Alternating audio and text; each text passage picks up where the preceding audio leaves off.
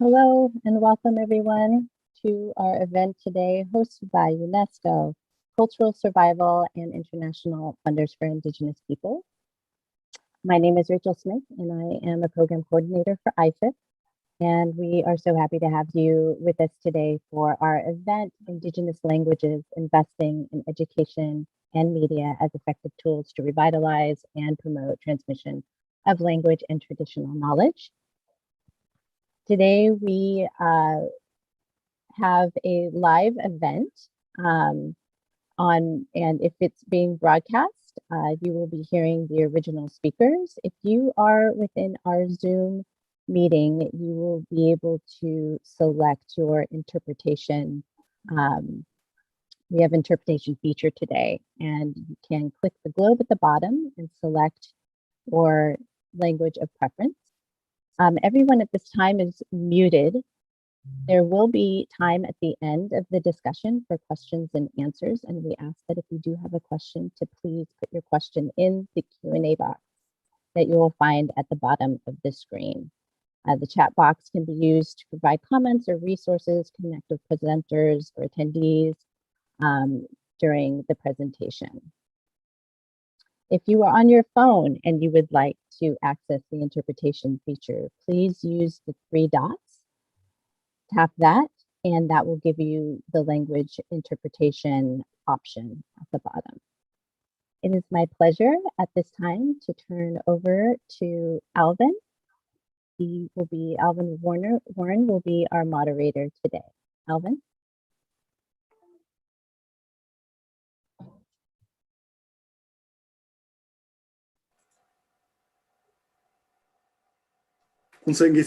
Good morning. Thank you, Rachel. Kabino ne ochitsa herinde na nandi naritsa yangi ginao senjowa pi kawate to khapung korito na munari wen hitu ansha horoma hori hitu so pabemani hingho. In our table language, I greet each and every one of you. And we always ask for permission to speak, so I hope that you will give me that permission now. My name is Alvin Warren. I belong to Kapo Owinge, the village of the wild roses, and the Tewa people of what is now the southwestern United States. As we begin this session, I want to first begin by acknowledging first the Lenape people on whose territory the UN Permanent Forum is taking place, the Tewa people from whose land I'm joining you today, and all Indigenous people around the world. Before we continue, I want to invite Aveshnim Kokti to provide our opening blessing. Avesh is Maya Kiche and is the Community Media Program Manager for Cultural Survival. She's a sociologist with more than 10 years of experience in the fields of immigration, community development, Aboriginal peoples in Canada, and Indigenous rights in Guatemala. Avesh, would you please honor us with a blessing? Alvin. So if we can allow ourselves to be present at this moment, si nos permitimos estar presentes ahora para dar un agradecimiento a la Madre Tierra. Lo'ola hokushkaj, lo'ola hokushuleo, tzakol bitol, alom kaholom, tepeo humatz, kakamaltushir chabe, lo'ola sakiwi sakichlom, rumasho yachke, hunchk ich richka kaslemal. Kakamaltushir riha, kakamaltushir riuleo, kakamaltushir riqiq, rilo'olaq ich, riwah, riqiq. Kamik, shohwalhik, shohwaik, kochtzenik, ewachanimle, kochtzihonik, chirich katzich. Kech konogel, kech hachloch, ama, bawuchulehu. To the heart of the sky, to the heart of the earth, to our creative spirits, creator spirits, to ancestors, we're giving thanks today for another day of life. We're thankful for the sun. We're thankful for the air. We're thankful for the water. We're thankful for our food. We're thankful because we were able to get up this morning. We're thankful because we were able to eat and we breathe. And right now we are thankful to have this conversation on Indigenous languages of the different peoples around the world. Kamochawe. Thank you.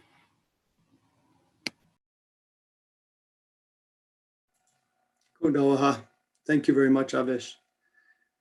Well, I want to thank you all for joining us for this session focused on the important role that media plays in supporting inclusive and equitable education and learning environments to revitalize and promote Indigenous languages and traditional knowledge. We all know that the global pandemic continues to impact Indigenous peoples in unique and devastating ways, including the loss of our endangered languages, the disruption of our teaching and learning in those languages, and the loss of our precious elders and cultural leaders. In response, we've had to innovate and adjust and expand our use of creative mechanisms, including media in many forms. In my home community, the 120 students in our tribally controlled Kapo Community School have been in remote learning format for over a year. We were determined to not let this undermine our school's mission for our students to become proficient Tewa speakers and strong, caring, and respectful stewards of our Tewa language and culture. For this reason, our school board adopted policies for our teachers and staff on the use of Google Classroom and the development of written materials, PowerPoint presentations, videos, virtual field trips, and other mechanisms to continue instruction in our Tewa language. There are many other examples, including the Minnesota Prairie Island Indian community's use of Zoom to teach their Dakota language to members wherever they live in the United States. Last September, First Nations peoples in Australia shared voice tweets in a variety of Indigenous languages on Twitter Australia's account as a way to educate Twitter users on the importance of Indigenous languages and their preservation and revitalization. At the same time, a First Nations community in Northern Vancouver Island in Canada started its first full-time language learners also on Zoom. So while it has flourished during the pandemic, various forms of media, including community radio programs, filmmaking, electronic and digital media, social media, written publications, television, messaging, digital communities, games, and applications have long played a crucial role in the strengthening and revitalization of our languages. At the same time, it's vital to recognize that it's up to Indigenous peoples to choose how and if to utilize media to sustain and strengthen our languages and traditional knowledge. And that media containing our languages and knowledge should only be created with free, prior, and informed consent to ensure respect for our laws and values. For this reason, it's important that the right of Indigenous peoples to establish our own media in our own languages is recognized in the UN Declaration on the Rights of Indigenous Peoples, along with our right to revitalize, use, develop, and transmit our histories, languages, oral traditions, philosophies, writing systems and literatures, and to establish and control our own educational systems and institutions providing education in our languages. The Declaration further obligates states to take effective measures to ensure that these rights are protected. So in an effort to focus greater attention and resources on the challenges facing Indigenous languages, the UN has adopted resolutions proclaiming 2019 as the Year of Indigenous Language, and then proclaiming 2022 through 2032 as the International Decade of Indigenous Languages. The latter resolution calls on member states to consider establishing national mechanisms with adequate funding for the successful implementation of the International Decade. Then last month, UNESCO launched a global task force for making a decade of action for Indigenous languages. Today, we're fortunate to hear from 5 experts who are directly involved in these and other efforts to revitalize, transmit, and promote Indigenous languages and traditional knowledge. Together, they will provide updates on and elaborate the global action plan for the organization of the International Decade, explore how community media can be used to advance language and cultural education, and how this can be better integrated into national policies and mechanisms. And they will also demonstrate the value of investing in education and media to preserve and promote Indigenous languages. First, we will hear from Dr. Irmgarda Kasinskaite-Buddeberg, who coordinates UNESCO's activities related to the realization of human rights to provide access to multilingual information and knowledge. Since 2017, Irmgarda has coordinated the organization and follow-up to the 2019 International Year of Indigenous Languages and now the International Decade. Next will be Toroja Denver Breda, a Cape Town-based Khoi First Nations cultural and linguistic rights defender, artist, and poet who uses writing as a tool for activism and healing and to challenge the erasure of his people's languages and stories. We're also fortunate to have Shaldon Ferris, an Indigenous rights radio coordinator for cultural survival, who's a filmmaker and has produced radio programs for and by Indigenous peoples all over the world and has been active in community radio in South Africa. We will then hear from Gabriela Velázquez Álvarez, the program coordinator for UNESCO's office in Mexico, who is also an experienced journalist with significant media expertise and currently developing projects to promote and strengthen cultural and linguistic rights, the rights of women and girls, access to information, and freedom of expression of Indigenous peoples. Finally, we have Carlos Cortez, who has worked in the Directorate of Intangible Cultural Heritage. He published a book on the Nahuatl language entitled Ne Nawat Yultuk, and has worked on the declaration of the protection and safeguarding measures of the cultural asset, the Nahuatl language in El Salvador. It is my honor to now turn the program over to Irmgarda.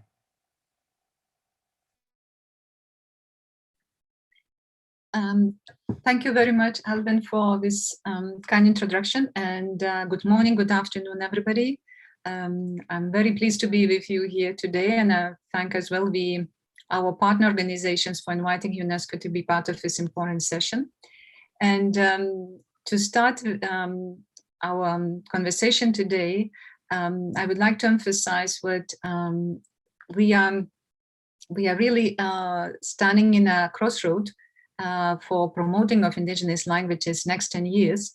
We are building on the already experience and good practices what we've learned during the International Year, and I'll come back shortly to that. But at the same time, we are looking forward on the new initiatives which would be initiated as of next year and will last next 10 years. And I think this is a very, very timely meeting for all of us. And I hope that we will bring together a number of interesting recommendations which would help us to advance during next years. And both media and inclusive education, these are the two important topics of today's session, were already identified as two thematic considerations for International Decade. Those who followed the International Year, we know what we concluded the International Year just before COVID-19 pandemic broke out in the entire world, and the Spino's outcome document from the high-level closing event in Mexico City last February concluded with several thematic considerations, and among them were important recommendations for use of media, especially Indigenous media, and support of inclusive education. And obviously the multidisciplinary and multi-stakeholder approach was emphasized as well in the documents. But coming back just very shortly to the International Year, we could see today what the International Year served to raise global awareness on the importance of Indigenous languages. And it helped us as well to mobilize a range of different resources which were produced during the International Year, and as well stakeholders bringing together from at least 94 countries. And we were able to record through our dedicated International Year platform around 1,000 activities which took place in the areas of international cooperation, policy making, capacity building, and many of those events were as well related to media, research activities, and obviously workshops dedicated to the capacity building and cultural and artistic domains. And what is interesting as well to emphasize, what globally the media widely covered the International Year, and we could see it clearly what the importance for the development, including the aspects of linguistic diversity growing around the world. And in 2019 alone, we detected that around 4,000 articles were published in mainstream media in 6 UN languages, reaching a very large audience around the world. And this remarkable number does not include the numerous media materials which were produced and published in other national, minority, lesser used or indigenous languages.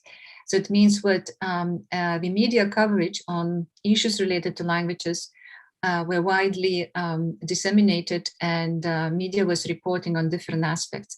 And we hope that with involvement of media professionals, we will be able during the next 10 years period to raise even a greater awareness, and as well support both among the larger and general public, and as well as to build capacities of media professionals to report accurately on issues related to Indigenous people's lives, and as well to be as well inclusive in terms of how Indigenous peoples are presented in media.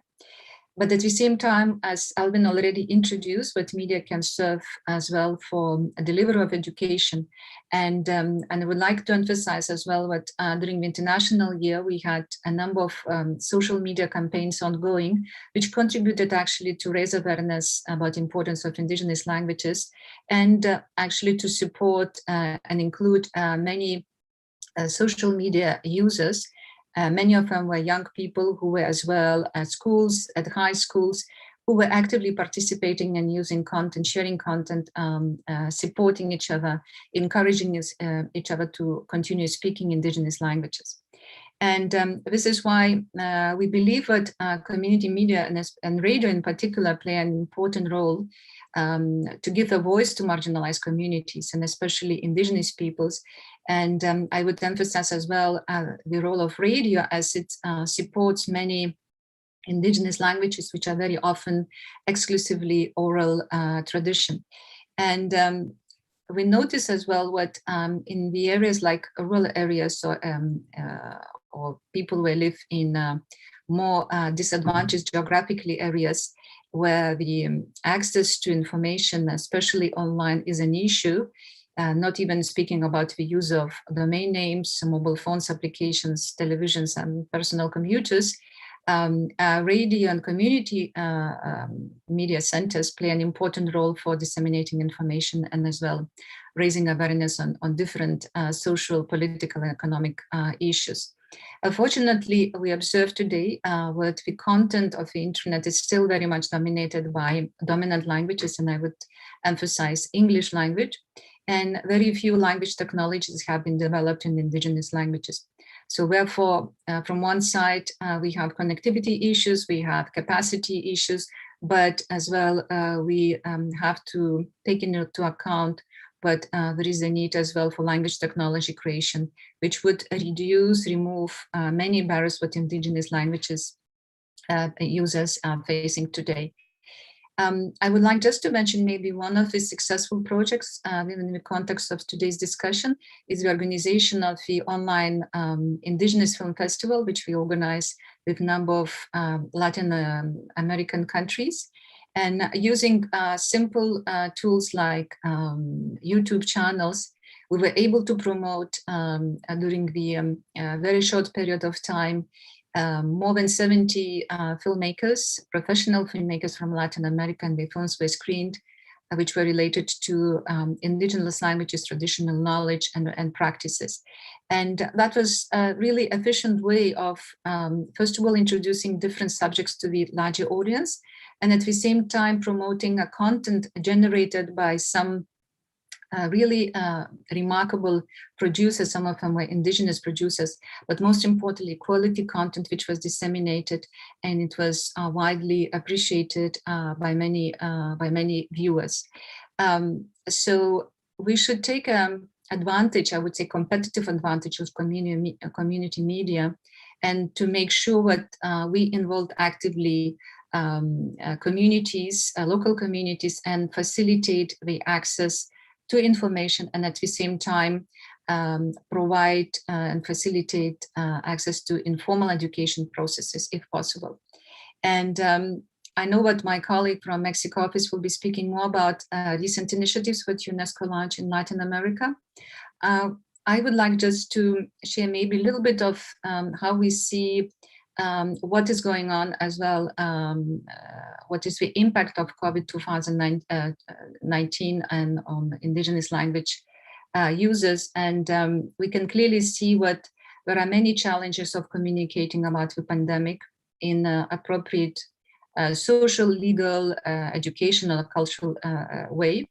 And there are many messages which are still disseminated in dominant languages, where we clearly see what life important information is not necessarily available in indigenous languages. And a similar situation was actually demonstrating from experience of other humanitarian crises, where we speak about, for instance, Ebola crisis in Africa a few years ago, the same as a Zika virus outbreak in Latin America. But when information is provided in languages people understand, the situation can improve much more rapidly and many lives can be saved. So we just would encourage the use of all channels possible to inform local populations about necessary sanitation situation and as well preventive measures. And UNESCO has been collecting resources, reliable and evidence-based information about COVID-19 with support of different stakeholders. You may visit our website. But now coming back to the International Decade, which is basically the major discussion point today, the proclamation of International Decade represents a unique opportunity for all of us. And currently one of the top priorities that we have is the preparation of a global action plan. Some of you are familiar with ad hoc group, which we established last year. And already Alvin made a reference to the global task force, which was established as well and launched in March this year. The ongoing online survey where we invite still you to contribute and your voice counts. Until 15th of May, you have this opportunity. And to inform you and as well invite to the regional consultations will take place in May. But what is important to emphasize, what the ongoing work builds on the lessons learned and good practices which we identified in the international year. And the main thematic considerations that we have at the moment, 10 what we identified, actually makes clear kind of emphasis what we need to prioritize the creation of inclusive and equitable education and to support establishment of learning environments for promotion of indigenous languages. And obviously this ranges from creation of open educational resources, integration of indigenous approaches in education, to policy development, legislation work, training of trainers, providing access to open and distance learning. And I just could repeat the same what Alvin shared with us, few examples where suddenly entire, let's say, world community, students community, and all of us as well in work place, we had to move to open and distance kind of a setting. And many students around the world until now use open and distance learning features, but not necessarily this opportunity is provided for indigenous language users. Wherefore it is important what we would take into consideration next 10 years, but probably pandemics and situations with really wide dissemination of different diseases may be repetitive. And we have to put in place certain conditions in order to address this situation. Obviously, another key area which was identified already during the discussions and consultations we had for International Year is the promotion of digital empowerment of indigenous language users. And here it comes together a very difficult task. From one side, we have to make sure that every language user has an accessible and affordable internet connectivity.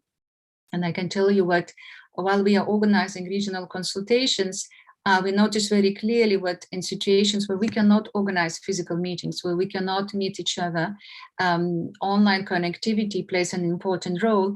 And obviously, when we speak about and try to involve actually indigenous language users from remote areas, internet connectivity becomes one of the major barriers for involving and participating in our processes.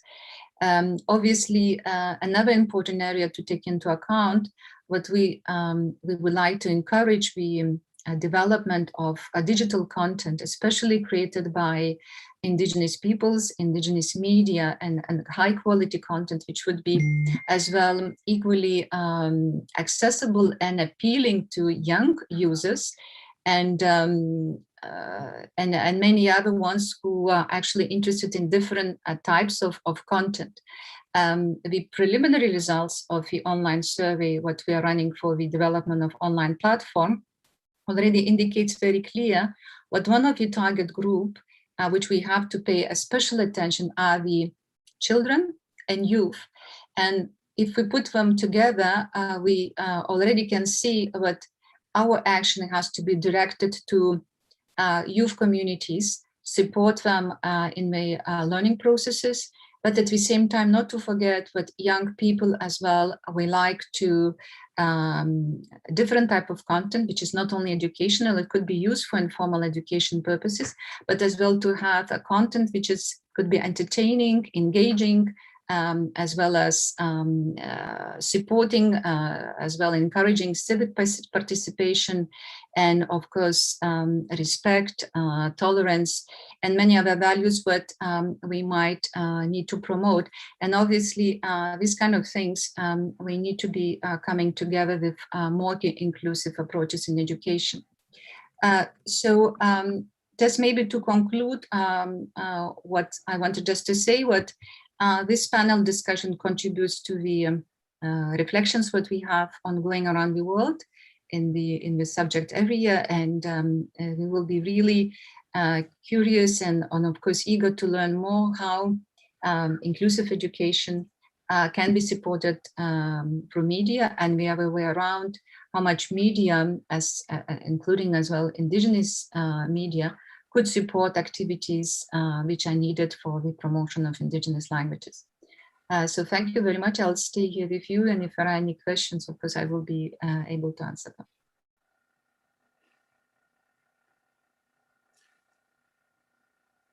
Thank you very much, Irmgarda. And now we will turn it over to Shaldon. Thank you very much, Alvin. I'm going to start by saying Tawidis, or greetings from the Damakwa people and the Kam people of Southern Africa. So many people think that we are extinct, but I bear testament in the flesh to the undying spirit of some of the most ancient people of Africa.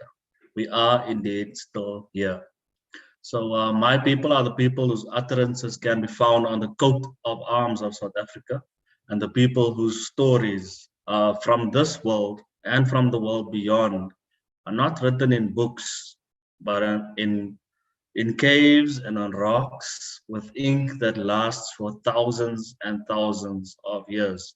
So before there was media, before there were books, our ancestors wrote, and it is still there today.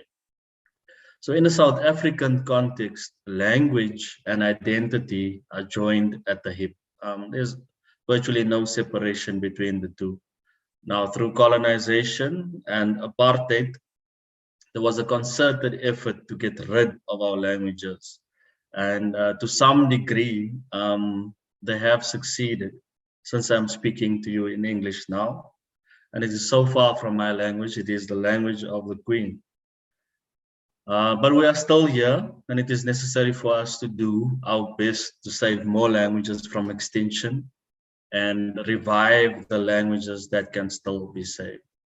Although we have been disadvantaged in the past and given only a certain measure of education, so that we were employable to work in the fields of what was called the master and the kitchen of what was called the madam, we now have the advantage of technology and also the freedom that comes with democracy in a South African context at the very least.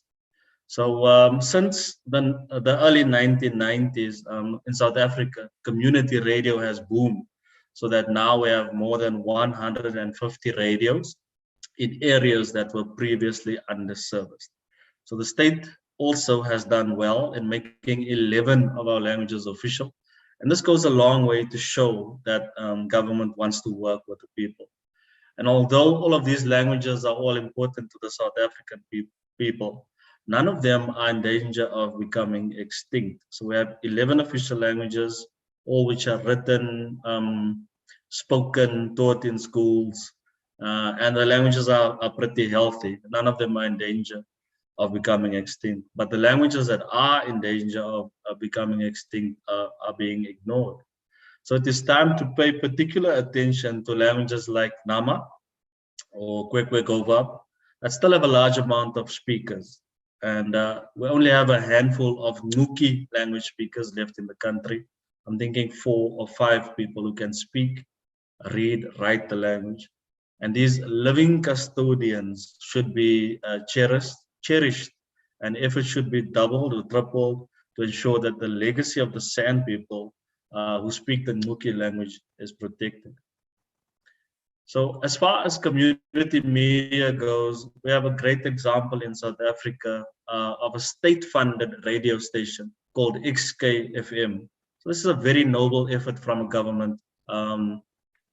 So the X stands for Kun, which is a language, and the K stands for Kwe, which is also a language. So the radio station broadcasts almost exclusively in these two very ancient languages, except for a little bit of Afrikaans, which is a Dutch-based language. And the people of Platfontein, where the radio is, they also speak those 3 languages. Now, because the First Nation people have moved to the cities and have sort of totally lost touch with their identity from around the beginning of apartheid, which was in 1948, until today, through no fault of their own, but through urbanization, industrialization, trying to find jobs, better education, better opportunities overall, better health facilities. A lot of KhoiSan South Africans now only speak either English or Afrikaans.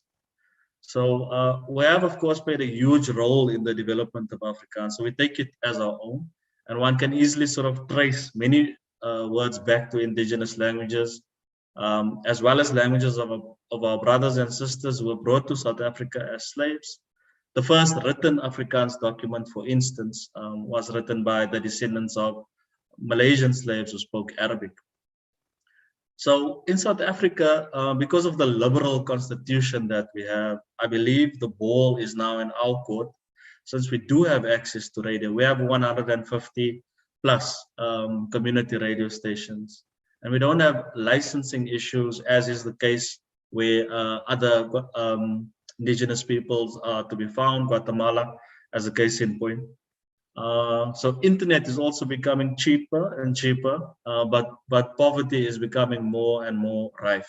So we have on the one side the situation improving as far as access is concerned, but on the other side, just poverty just increasing and becoming more and more unbearable. But even the poorest of the poor people are now able to access the cell phones, but we find that the data is being used for trivial matters like TikTok and so on. So the opportunity is there. We just sort of need to redirect the usage. So a handful of radios in South Africa are rising to the occasion and are starting to offer programming that is related to conscientizing people of indigenous descent as to who they are and as to who their ancestors are. The force of colonization, however, was so strong and it cannot be underestimated. So if you have been taught that anything indigenous looks ugly and sounds ugly for hundreds of years, it is extremely difficult to reverse this. So much so that the new government in South Africa, which is African, are not hearing us when we say, thank you for putting us on the coat of arms, but it is not enough. So we need our language to be official. We need our languages to be written on road signs, ATMs, government buildings, and everywhere else that the other 11 official languages are to be seen. But the plus side is that a few radios, out of the 150, there are probably 10 radios that are putting in a concerted effort. So radios like Valley FM and Bush FM in the Western Cape, Eden FM in George, which is in the Southern Cape, and the Elders FM in Gauteng are slowly but surely rising to the occasion and offering public service announcements, stories, and some programming in KhoiSan languages, as well as some programming in Afrikaans, which the indigenous people speak and understand, about reviving a culture that still exists, but to most, it seems like it only existed in the past. So Radio NFM in Namakoland is doing much to keep the Nama language alive. And cultural survival, we have visited Radio Riverside in Uppington in the Northern Cape to discuss the possibility of building an audio dictionary with Oma Katrina, who is an 84-year-old Mookie speaker from Rosedale in Uppington. So instead of writing it in books, we find that we have to make use of technology. So the idea is to build an audio dictionary that can be replayed on the radio station, and it serves as a library as well. So to conclude, in the context of South Africa and Southern Africa, there are certainly some possibilities that indigenous language can be nourished and revitalized.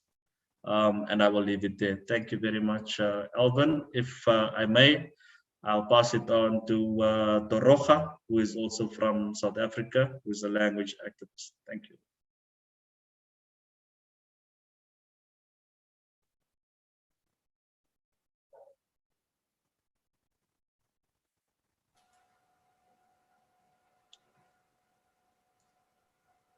Doroga?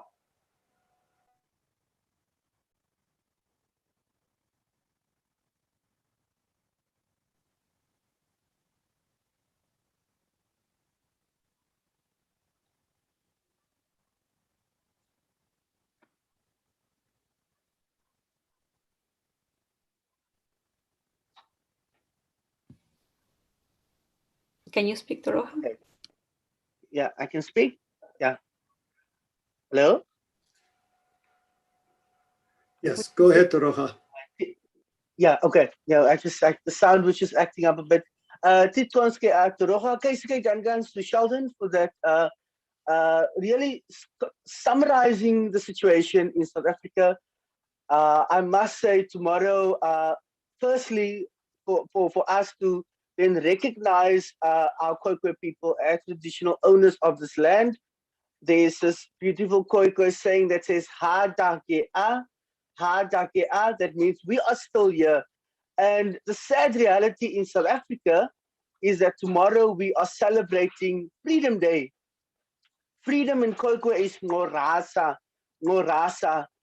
And how can we talk about freedom in a country when the first peoples are still imprisoned by the tongues of our colonizers, when our tongues are still in the chains of those who came to our land to beat us and murder us and rob us?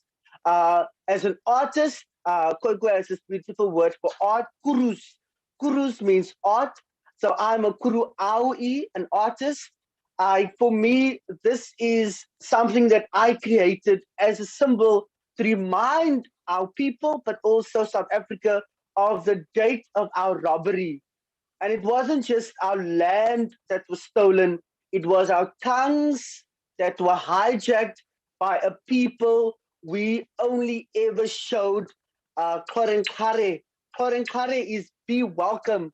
We were only ever the Khorenkare people, be welcome. What did they do? They took our land, they took our cultures, and they took our tongues.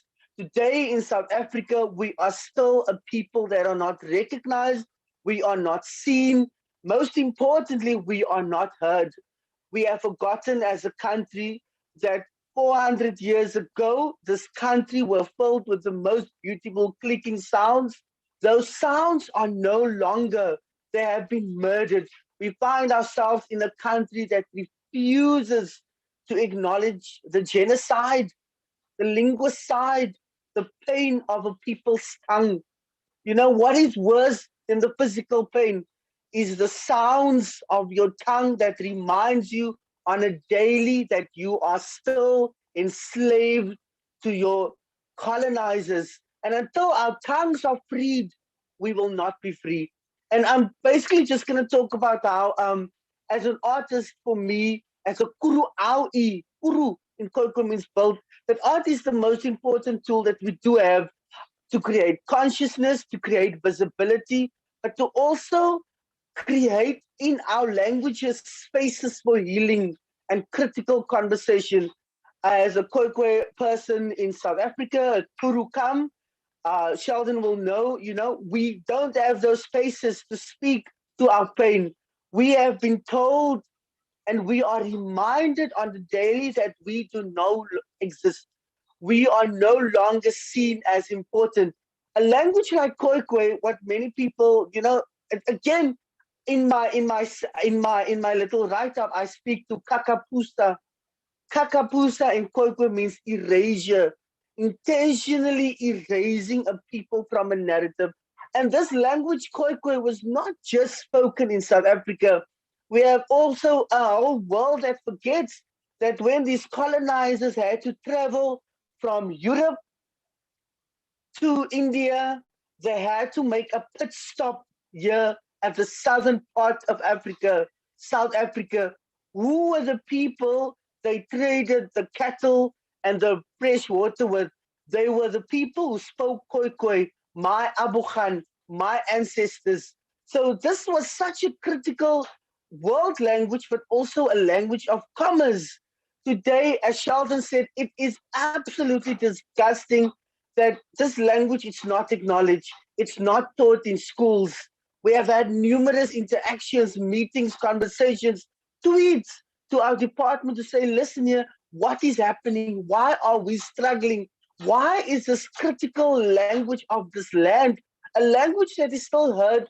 You can go to any province almost in this country, you will see this language on these boards. Karu, for anybody has been to South Africa, Karu means dry place. In what language is it? It is in the Khoisan language. Cape Town has a Khoisan name, Khoisan. And there's something I always say people, it's Kaisi. Very powerful when you recognize that. And for me as an artist, it has been that through my art, it's about creating spaces and opportunity for education, to educate and to inform. That a lot of people don't know that when they come to Cape Town, this place was never called Cape Town. Cape Town is what the colonizers called it. Khoisan means where the clouds gather.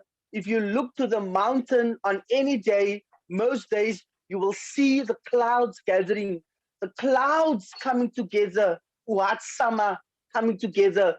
And that was the people they found here. Table Mountain was never called Table Mountain. One of the most iconic landmarks in the world. Everybody knows that place was never called Table Mountain. Uri Tuacha. And when you say that name, it's not just about recognizing a language of a most ancient people, 1,000-year-old language that transcends our current understanding of time. It's about respect to the land. And that is the one thing that we have in South Africa, that not only is our Khoisan people disrespected, our languages are disrespected, but this land is being disrespected. Table Mountain, Uri Tuacha, means where the sea rises. Uri is sea, Tuacha is rises. And when you are on the top of Table Mountain and you look down to the sea, you will see the ocean rising. And there's something powerful. And for me as an artist, as a Tharubes Aui, Tharubes means storyteller. Those are the stories that reminds us that we are still here. As hard as we still have a country that even post 1994 has only ever been intentional about erasing us, making us believe that we are no more. It becomes our language that reminds us not just that we are still here, but that we come from these people who many people say gave language to the world, a most ancient people who are today suffering. Why? Because the tongue becomes the paint of your house. And when the words that we paint this house with are only painful, what do we get? So for me, we continue to create. I want to say KhoiSan to Cultural Survival, who last year gave me the grant to create what was really the first ever Khoi language reader, a most powerful, powerful Chinese book, you know, that was created by somebody like me. You had to struggle to find and put these words back onto our tongue. To everybody for this opportunity. It has been, yeah, and Kaisehare. Keep well. Thank you very much, Taroja, for those powerful comments. I'm now going to turn it over to Gabriela.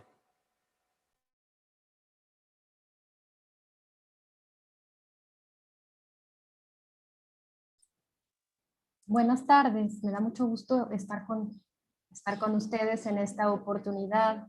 Agradezco la invitación y pues me gustaría decir que tengo compañeros en esta experiencia que les voy a compartir que tienen décadas trabajando en el favor de el mejoramiento de las condiciones para los medios comunitarios e indígenas en México. Entonces, estoy muy agradecida por esta oportunidad. En un segundo les voy a compartir mi presentación, que tiene pues solamente como objetivo presentarles algunas de las condiciones existentes en México en torno a los medios comunitarios y en torno al proyecto, uno de los proyectos que hemos implementado en el último año. Les pido por favor que me digan si se ve bien la presentación. Muy bien. Muy bien. Quisiera compartirles rápidamente el panorama nacional. Es que en este momento existen cerca de 1,500 frecuencias de radio de uso comercial, unas 140 para radios comunitarias con concesión, porque hay muchas que han decidido no solicitar una concesión por múltiples razones, y únicamente 17 concesiones para radios indígenas.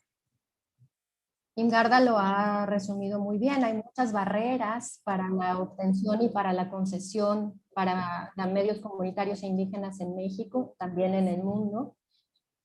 Y estas cifras son un reflejo de esas barreras. También quisiera compartirles un poco la disponibilidad de las radios que existen en viviendas en este momento. Las cifras de 2020, comparadas con la desde el 2010, tenemos un descenso del 68%, cuando antes era el 80%, mientras que la televisión se mantuvo estable. Y después quisiera compartirles las cifras de la disponibilidad de Internet en vivienda, que refleja un poco las condiciones de conectividad que tenemos. Es solamente el 52% en 2020 contra el 2021 que teníamos en el 2010. Parece un incremento importante, pero no lo es. Y me gustaría que pusiéramos atención en esta gráfica que les comparto abajo, en donde vemos los estados en México que tienen menor conectividad. Son Chiapas, Oaxaca, Guerrero, Tabasco, Tlaxcala, Hidalgo, Veracruz, Puebla, Durango, Michoacán, Campeche. Porque vamos a pasar a la siguiente lámina, en donde les voy a mostrar la prevalencia de usuarios de alguna lengua indígena en México. Esto es, en primer lugar, Chiapas, Oaxaca, Veracruz, Puebla, Yucatán, Guerrero, México. Es decir, en los estados donde hay una mayor concentración de lenguas indígenas es también en donde hay una menor conectividad y acceso a la radio y acceso sobre todo a Internet, que a partir de la pandemia de COVID-19 se evidenció la importancia que tiene para la permanencia en la educación. Por ejemplo, la estrategia del gobierno mexicano fue de implementar clases por televisión. Si bien se hizo un esfuerzo grande y ambicioso por no dejar a nadie atrás, pues la realidad es que en muchos estados, principalmente los hablantes de lenguas indígenas y en contextos rurales, quedaron ampliamente pues fuera de esta estrategia. El mapa de aquí un poco les enseña dónde están estos estados, están en el sur del país, un poco las cifras cambian porque este mapa es de 2010, pero, ¿cómo se llama? Sí refleja en dónde tenemos más hablantes de lenguas indígenas. Ahora bien, en México, en el 2018, empezamos a trabajar o solicitamos a la entidad de la diversidad de las expresiones culturales la oportunidad de trabajar con un proyecto para habilitar a las industrias culturales y creativas. Este proyecto está financiado por la Unión Europea, por el Banco de Expertos y de la UNESCO y intenta fortalecer los marcos reguladores de las industrias culturales y creativas a través de un servicio de expertos y el apoyo al aprendizaje entre pares. Esta convocatoria fue solicitada por el gobierno mexicano y se proponía diseñar políticas públicas para apoyar a las radios indígenas y comunitarias en México y ver cómo poder incorporar contenidos indígenas en los medios públicos y comerciales. Lo cambiamos después y ahora le llamamos medios comunitarios indígenas, desechamos solamente el término radios porque las condiciones de conectividad, de interoperabilidad, ya nos dicen que ya no solamente la radio se transmite a través de una frecuencia asignada, sino también a través de Internet. Entonces decidimos trabajar con ellos como medios comunitarios e indígenas a fin de atender a esta realidad.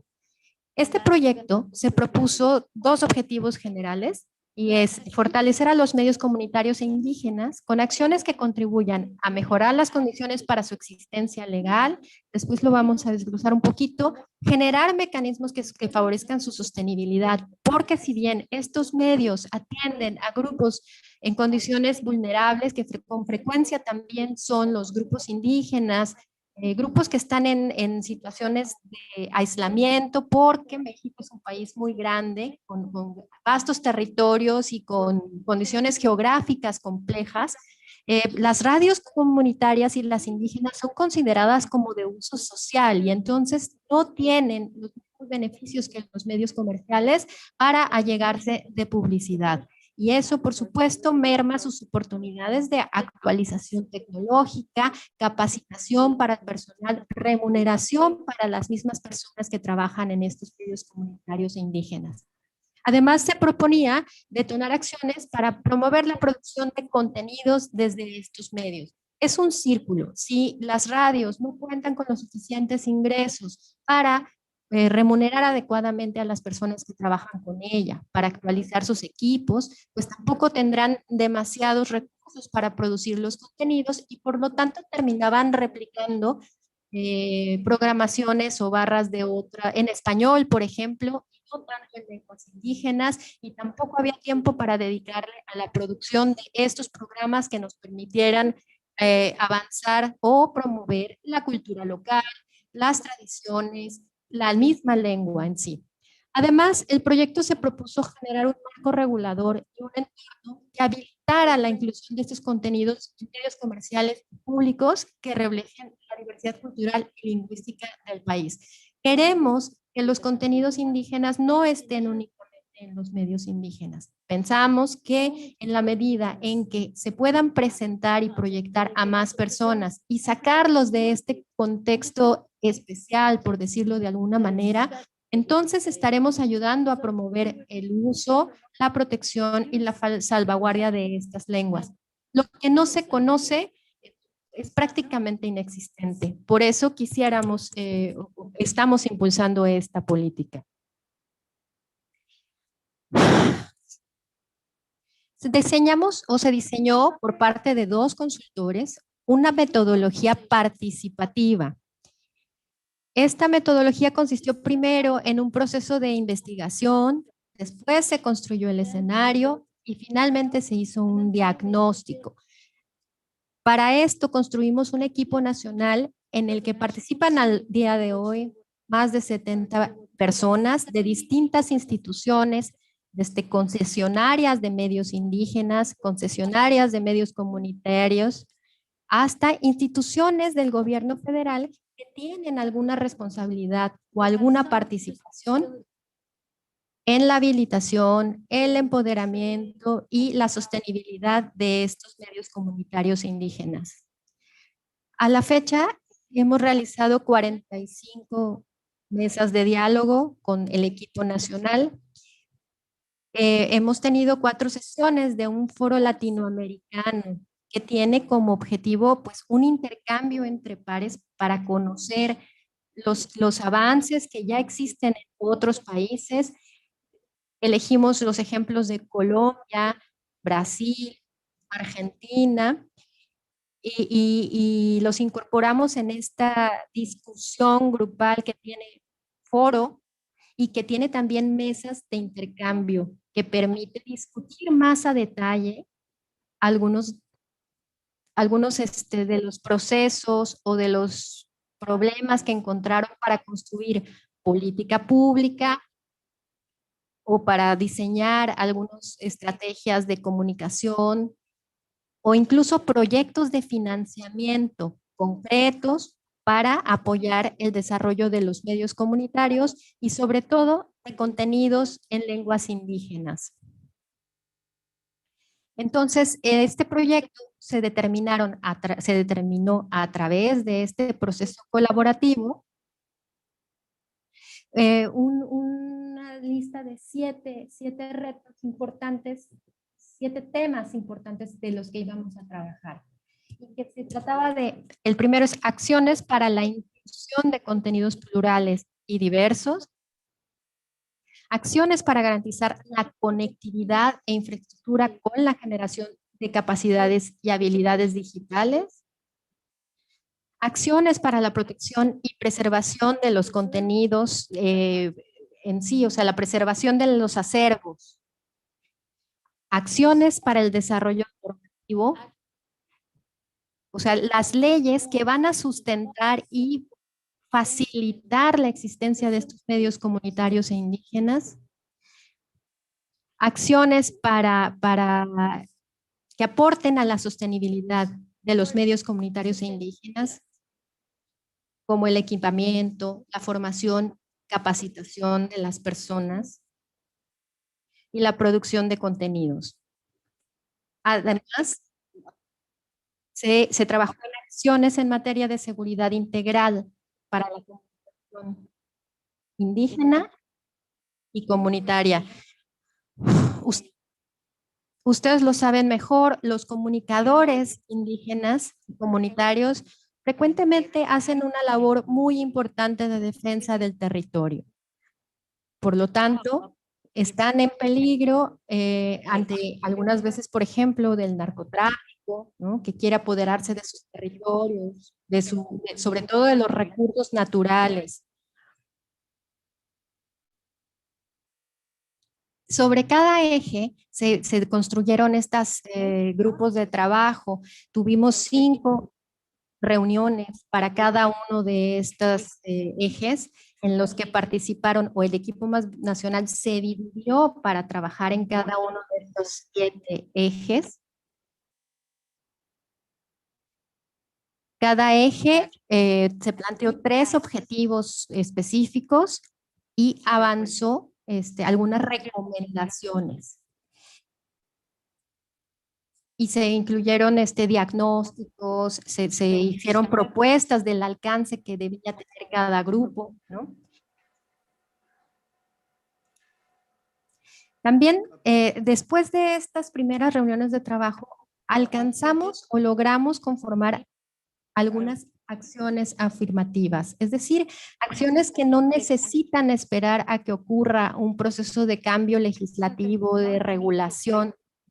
Están teniendo lugar ahora mismo gracias a la disposición de los integrantes del equipo nacional, que como pudieron ver, forman parte algunos de las dependencias oficiales, incluso el regulador de los medios y las telecomunicaciones en México, el Instituto Federal de Telecomunicaciones, ha participado en estas reuniones que llevan más de un año y en las cuales comparte algunos de los avances o en ese momento cuando la discusión plantea un determinado problema, la representante del instituto informa de si ya se ha solucionado ya, de qué manera se solucionó, lo que ha permitido pues avanzar en la comunicación. Gabriela, I'm so sorry for interrupting you. Entonces tenemos que se configuró el modelo participativo. Hubo un acuerdo entre Radio Educación, que es un medio público, con algunos otros medios públicos también y medios comunitarios e indígenas, y proclamaron o realizaron su declaración de diversidad y pluralidad y crearon un comité de seguimiento. Esta declaración tiene el objetivo de promover los principios de pluralidad y diversidad, como integrar contenidos en lenguas indígenas y personas indígenas en los medios comunitarios e indígenas. También se creó una alianza entre los medios comunitarios e indígenas con el Instituto, con la Comisión Federal de Electricidad, para ver cómo se podía mejorar la conectividad en estas comunidades. Hubo un acuerdo entre los medios indígenas y comunitarios con la Fonoteca Nacional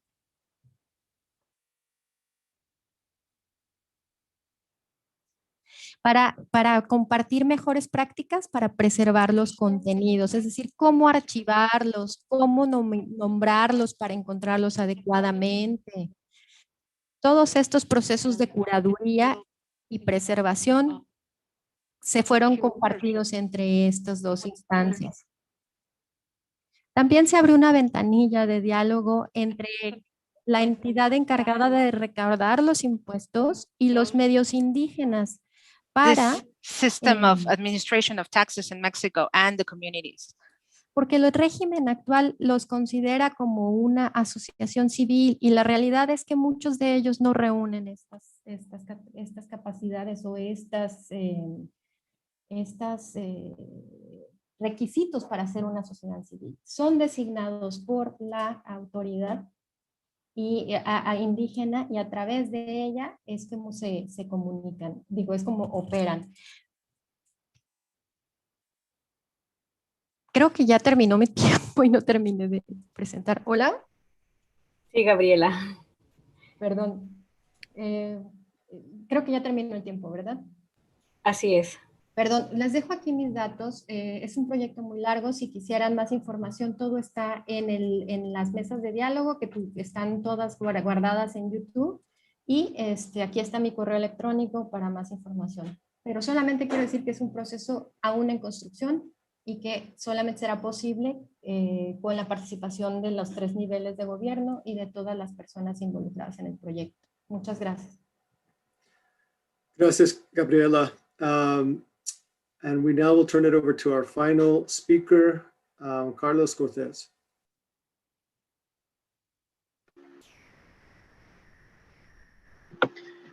Buenos días a todos. Quisiera agradecer por esta oportunidad y también quisiera, mientras comparto mi pantalla, decirles que, pues, creo que la mayoría de lenguas en peligro de extinción, así como los que me han precedido, pues igual, la lengua náhuatl es una de las lenguas que actualmente está en peligro de extinción. Entonces, quisiera también comentar así brevemente. Espero que se vea mi presentación. Bueno, brevemente, creo que estamos viviendo en una época en donde la comunicación y el uso de las TIC es demasiado importante como para obviarla. En este caso, pues las lenguas como esta minoritaria, mi lengua, la lengua de mis antepasados, de mis ancestros, pues es una de las que ha sido más amenazada en nuestro país, El Salvador. De hecho, es la lengua la única que pervive actualmente. Voy a hablarles brevemente de un esfuerzo de revitalización del náhuatl a través de las tecnologías de la información y la comunicación. es una experiencia de El Salvador y que fue desarrollada con ayuda del Fondo de la UNESCO y también con el Ministerio de Cultura. El náhuatl o pipil de El Salvador, pues actualmente se habla en la zona occidente y parte de la zona central del país. Se puede encontrar en comunidades, en diferentes poblaciones, pero mínimamente de entre 1 o 2 hablantes. Pero se distinguen los pueblos con presencia de más hablantes. En este caso, recientemente en Panchimalco, que es un municipio del departamento de San Salvador, Cuisnáhuatl, Tacuba, Nahuizalco y Santo Domingo de Guzmán, del departamento de Sonsonate, son los pueblos donde actualmente se encuentra la mayor concentración de hablantes de la lengua. Cabe mencionar y destacar que, pues, como esta lengua ha sido relegada a los adultos mayores, son muy pocos los jóvenes y muy pocos los niños que lo están aprendiendo. De allí la importancia de ejecutar o de desarrollar proyectos que coadyuven a la transmisión generacional. Entonces, el náhuatl, como bien cultural, su salvaguardia, su promoción y reconocimiento se basan actualmente en estas 3 acciones desarrolladas por el Ministerio de Cultura. El Día Nacional de la Lengua Náhuatl, que se celebra cada 21 de febrero, que se realizó por decreto ejecutivo número 598 y se declaró a partir del año 2017. Las medidas de protección y salvaguardia para la conservación del bien cultural, que es la lengua náhuatl, publicado en el Diario Oficial número 164, tomo 416, de fecha 5 de septiembre del 2017. Cabe mencionar también que durante la ejecución de estas medidas de protección, este proyecto para la documentación, se obtuvieron mucha información relevante y dando a conocer también la situación actual de la lengua del náhuatl de El Salvador. Y finalmente el proyecto Titaxtaguetzagan, hablando a través del tiempo, tradición oral y uso de las TIC, que fue ejecutado durante el año 2017 y 2018.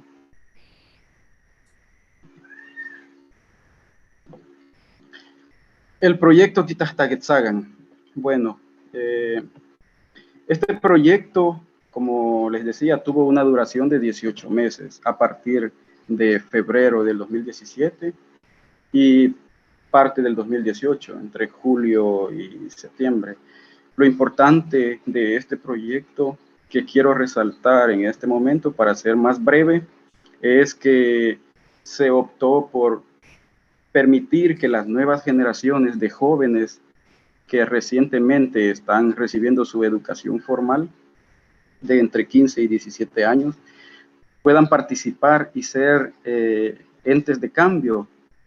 Participaron en la sistematización y el trabajo de campo y ellos fueron los que documentaron en video la tradición oral a través de entrevistas a los nahuablantes adultos mayores, que en su mayoría, como ya les mencioné, son muy mayores, adultos mayores de edad de entre los 70 a 90 años. También se brindaron talleres para instalar capacidades en PCI, Patrimonio Cultural Inmaterial, en el uso de las TIC de una manera responsable, porque actualmente los jóvenes en los diferentes países, pues no obviando mi país, El Salvador, se dedican más a la publicación y uso de las redes sociales de una manera no tan objetiva, sin ningún interés particular y sin ningún esfuerzo por promover su propia identidad o la lengua en este caso. Se tuvieron talleres también para instalar capacidades sobre la edición de video y toma de fotografías. ¿Por qué fue importante esto? Porque los jóvenes también aprendieron a tomar este tipo de fotografías ya de una manera más con propósito, para ya no hacer publicaciones tan sin sentido. Y luego también al final se les dio capacidad para poder elaborar páginas web con el uso del HTML5 y las plataformas web que ya existen. Y al final, como el resultado final, se obtuvo un inventario y cortos en video de la tradición oral, recopilados en náhuatl y español. Nuestros socios estratégicos fueron el Centro de Educación Local y el Ministerio de Educación para mantener el compromiso y el propósito del proyecto. Se trabajó también con la cuna náhuatl, que en náhuatl significa Xuchiguisa náhuatl, que traducido al español significa florece el náhuatl. Con el apoyo de estas maestras Nantzin, que son hablantes nativas, ellas proporcionaron también apoyo en la consulta y también para avalar el contenido que se había recopilado. Lo importante de esto es que estos socios estratégicos puedan trabajar de manera conjunta, lograr que la comunidad sea la que realice este tipo de actividades para el empoderamiento. Porque a pesar de todo lo que sucede en los demás países, pues El Salvador también posee ese tipo de desventajas. La conexión a internet muy mala, actualmente predomina la conexión 2G, que cualquiera pensaría que estamos en este siglo donde ya utilizamos mayor comunicación, pero todavía no se utiliza abiertamente la conexión 4G LTE, mucho menos la 5G. Entonces, otro de los socios estratégicos también fue el gobierno local, o nosotros lo llamamos a la alcaldía municipal. ADESCOIN y ADESCOMAI son dos asociaciones comunitarias de desarrollo local que también contribuyeron en el apoyo al proyecto y la difusión. Y, por supuesto, no omitir también el apoyo de los maestros, de los estudiantes. Voy a ir rápidamente con las etapas del proyecto.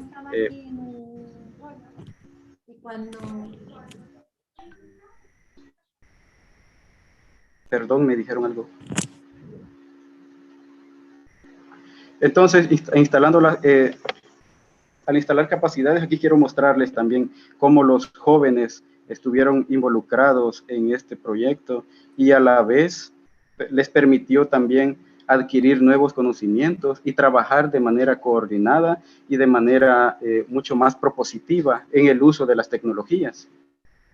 En cuanto a la documentación y el trabajo de campo, pues también los jóvenes realizaron todo la documentación, como les mencionaba, y se acercaron a los adultos mayores para la elaboración y la recopilación de todos los insumos.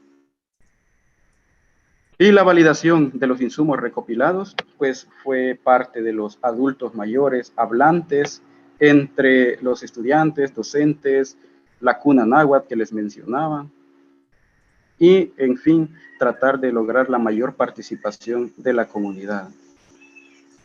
Entonces, ¿qué quiero resaltar en esto? Que hubo una interacción generacional. ¿Qué quiere decir? Que los adultos mayores interactuaban con los jóvenes y con la comunidad en general. Eso es muy importante porque más adelante les voy a mencionar esto, espero lo mantengan ahí. La presentación del inventario de la tradición oral como el producto final fue algo muy interesante porque ellos se identificaron y se vieron como pudieron ser parte de algo que importaba a la comunidad. esta fue una presentación, se hicieron dos presentaciones, una en el Museo Nacional de Antropología y el otro que se realizó en la comunidad, en la misma comunidad donde se desarrolló el proyecto. Ahora, quizá para reflexionar e ir terminando mi presentación, ¿cuáles fueron los logros del proyecto? Pues hubo un entendimiento entre jóvenes y adultos mayores, generando ese acercamiento, cambiando la percepción entre ambos, porque, por ejemplo, los adultos mayores veían a los jóvenes como desinteresados, que no les importa, que son como sin objetivos, pero al desarrollar este proyecto con la participación activa de todos ellos, se logró que haya una percepción diferente y se integren también a ciertas actividades que los adultos mayores desarrollan y que los jóvenes también puedan apoyar. La tecnología también fue un gancho muy interesante, fue el elemento más importante para los jóvenes, permitiendo así que se desarrolle un interés por la lengua y más que todo por la tradición oral.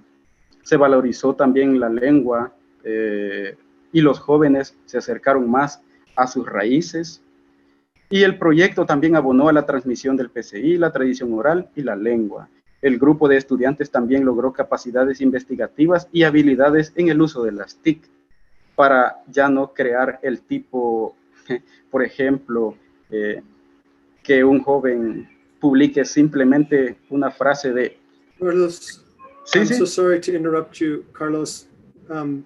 This has been a fantastic presentation. I hope we could just preserve a few minutes for questions. Do you have any final thoughts? Este es el final. Bueno, finalizo con esto. En náhuatl se dice de tres maneras. Gracias. Padiush, Pampadios, Tashtawi.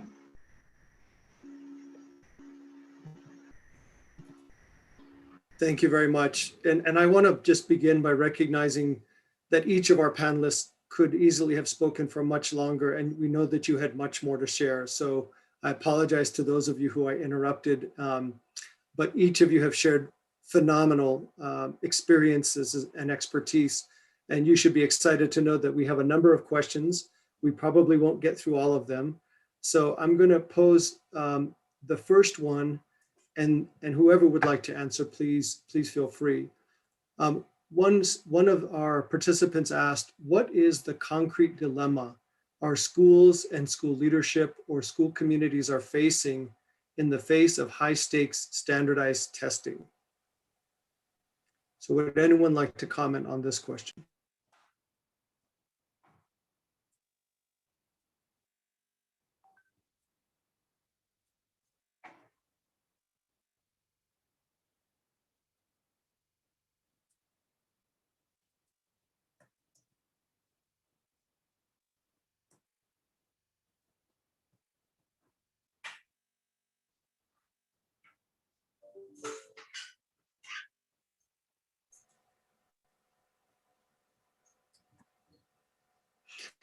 Okay, it doesn't appear that any of our panelists have a thought to share about that.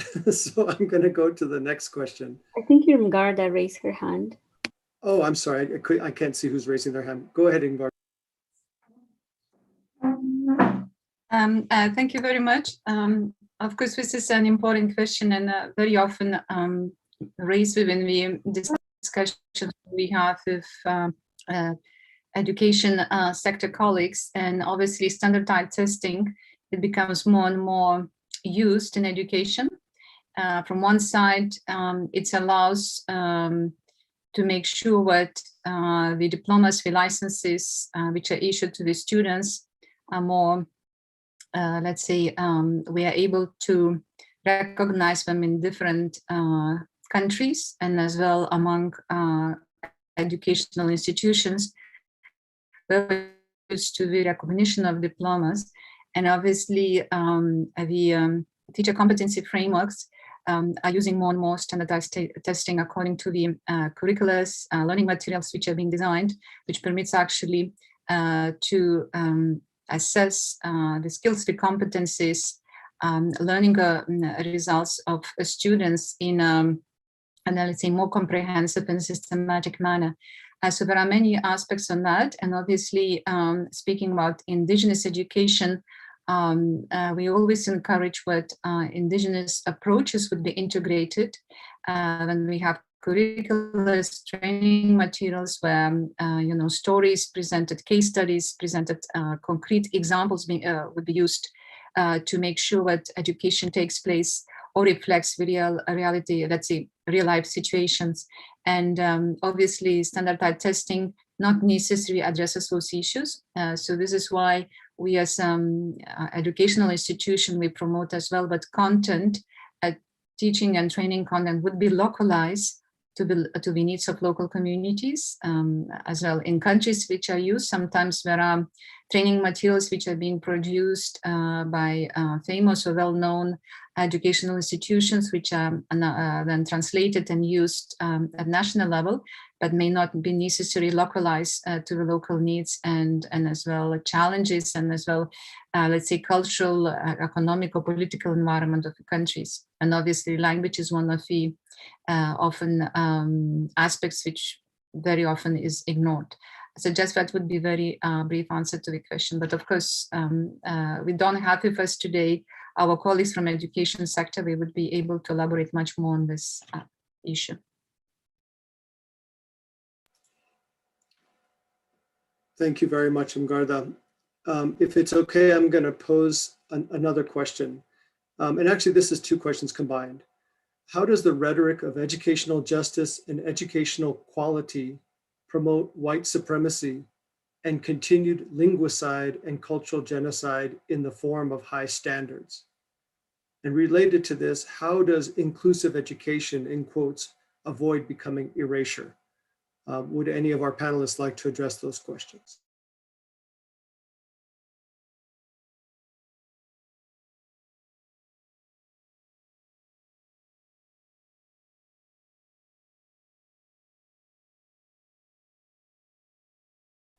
And I would say, please go ahead and speak because I can't see if you're raising your hand, panelists.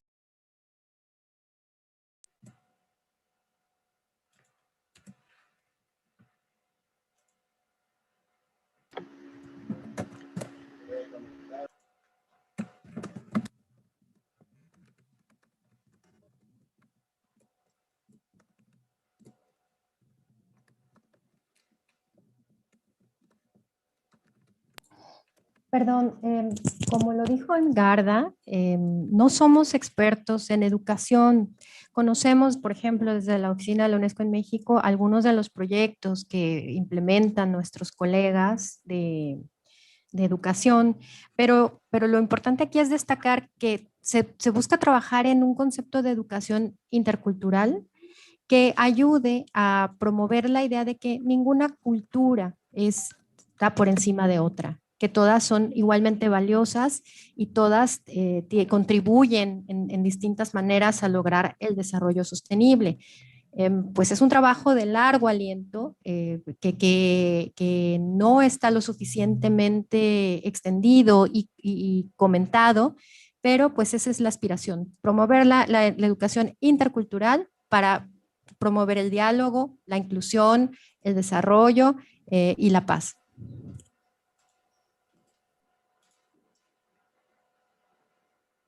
Thank you, Gabriela.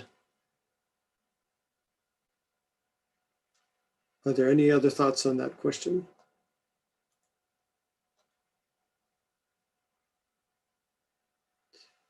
If not, and this may be our last question, Gabriela, there was a specific question asked in the chat for you. An individual said, I am the founder and president of, and I apologize if I mispronounce this, Ta Yayari in the United States. I'm in the process of establishing the foundation in Mexico. Our emphasis is to promote and protect art, language, and empowerment of women and young people.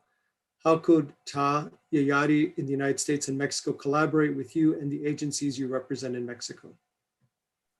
Muchas gracias. Sí, tenemos diversos proyectos en cultura, en educación, en comunicación e información, en ciencias y en ciencias sociales. En nuestra oficina, afortunadamente, procuramos trabajar de manera transversal, de modo que, aunque yo represente al sector de comunicación e información, tengo comunicación estrecha con mis colegas. Esta es una política de nuestro director, el señor Frédéric Bacheron, y también de nuestra oficina sede, para que podamos abarcar distintos enfoques y distintas problemáticas. Mi correo está compartido aquí, es g.velázquez-álvarez@unesco.org, y con mucho gusto podemos explorar posibilidades de cooperación. Principalmente, la juventud es un público objetivo que nos interesa muchísimo, entender cómo podemos llegar a acercarnos, trabajar directamente con ellos, porque necesitamos de su apoyo, de su creatividad, de su energía para poder avanzar nuestros objetivos. Muchas gracias.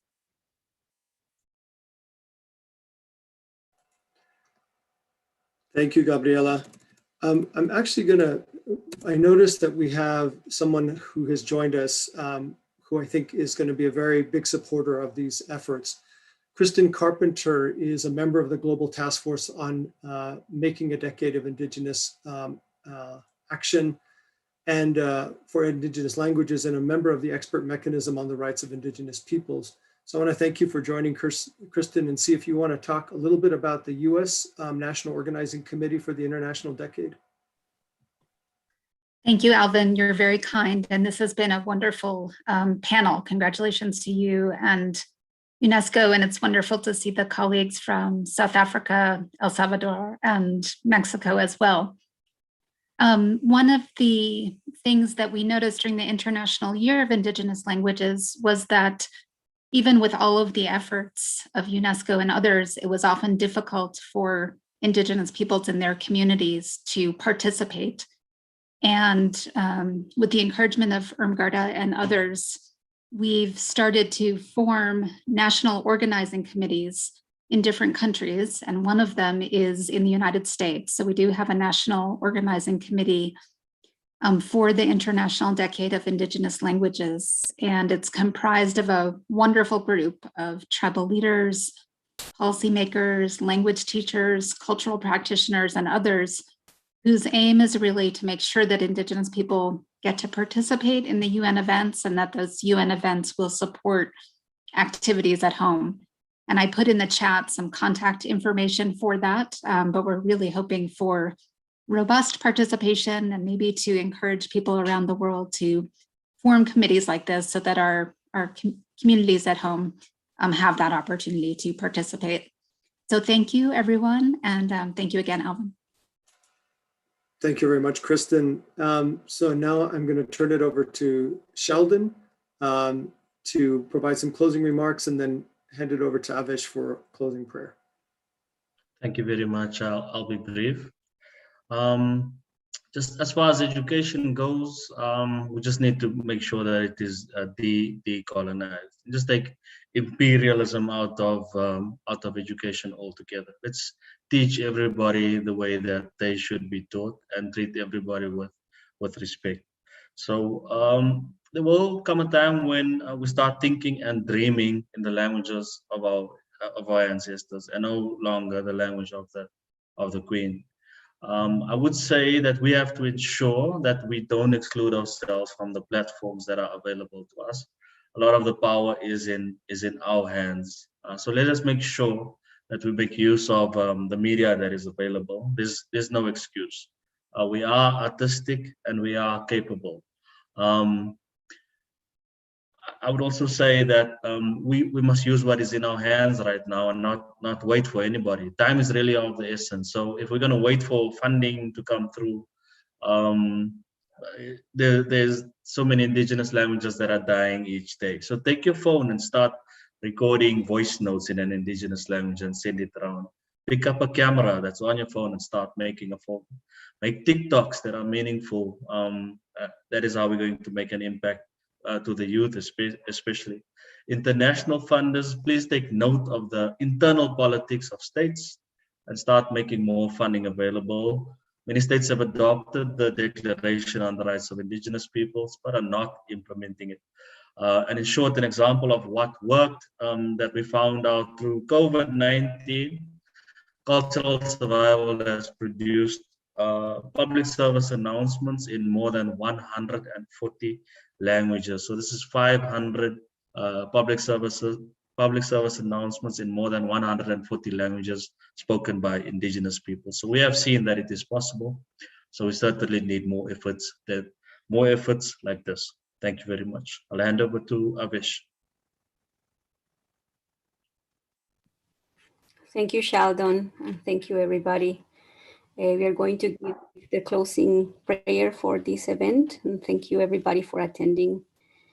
Qalaqolaq qatit qamam ishpiyakok ishbalanke saqiwi saqixlom kaqamaltyoshik chawe qataqjun nimalaj k'amochiwer mashqak isqachak shqak isqamoloq shqachabej qib shirij qatzij nimu patanshik qatzij kinta chawe jun rashnaqin k'aslemal chikonojel riwinaqil xixpeural kinta chawe jun saqb'ej jun ninb'ej chekonojel Cheri winaq xokoje chi kichkun chirij riu patanshik riu nimrisashik ri qatzij. Kimaltyoshik chabe humul, kietmul, o shipmul. Great grandfathers, great grandmothers that are in the spirit world. Those who have silver hair. We're thankful today because we finished this work. We finished this conversation. We would like to ask good health to every single person that came to this meeting. And we ask for wisdom and strength to those who are working in the field of strengthening and promoting Indigenous languages. We give thanks 1 time, 2 times, 3 times. Thank you. Well, thank you, everyone. Oh, I'm sorry. Go ahead, Avish. Thank you, everybody. Have a blessed day. Muchas gracias. Again.